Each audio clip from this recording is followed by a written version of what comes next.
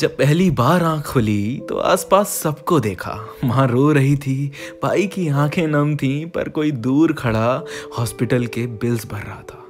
वो थे मेरे पापा। वो माँ ही नहीं थी सिर्फ, जो अपनी रातों को काली करती थी मेरी तबीयत खराब होने पर। जहाँ मैं माँ की गोद में उए उए करके रो रहा था, वहीं वो पापा थे जो जल्दी से मेरे लिए दूध तैयार कर रहे थे। ये तब की बात है जब मैं बोल भी नहीं पाता था कुछ, पर वो पापा ही थे जो मेरे हर इशारे को बखूबी समझ लेते थे। इशारे ही इशारे में मेरी हर फरमाइश को पूरा कर देते थे। इतना लाड़ प्यार करते थे मुझ पर।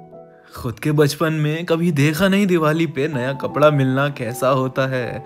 उस अधूरी ख्वाहिश को अपने बच्चों पे ना गुजरने दिया।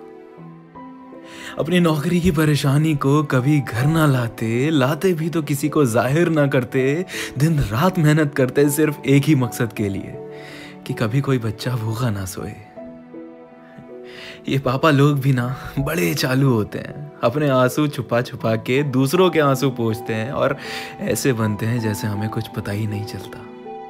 हर शाम को टकटकी लगाए किवाड़ की आड़ में मैं झांकता रहता था कि कब पापा आएंगे, chocolate, toffee, chips, cold drink दिलाएंगे, फिर बिस्तर पे मेरे लिए कभी घोड़ा बनेंगे, कभी हाथी बनेंगे और मेरे साथ बिलाऊ बिलाऊ खेलेंगे।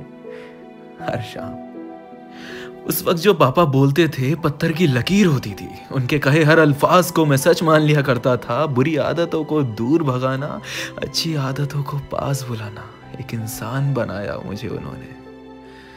सड़ी गर्मी में खुद के कमरे की छत पे पंखा हर रोज चलते चलते रुक जाता था, लेकिन मुझे इसी की ठंडी हवा में सुलाते थे, क्योंकि मजाल है गर्मी को मेरे सीने से भी गुजरने दें। फिर भी जज्बात कहते हैं कि जिंदगी में इतना नाम कमाऊंगा कि अपने पापा को खामोशी और सुकून भरी नींद सुला सकूं अपने बनाए हुए घर में।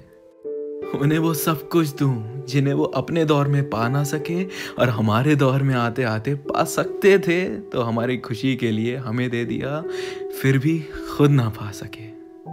जज्बात, इज्जत और मोहब्बत बहुत करता हूँ मैं उनसे। ये जैसे वो ना बयां कर पाए मुझसे, वैसे मैं भी ना कर सका। अब पापा के लिए और क्या लिखूं, मैं खुद उनके लिखा।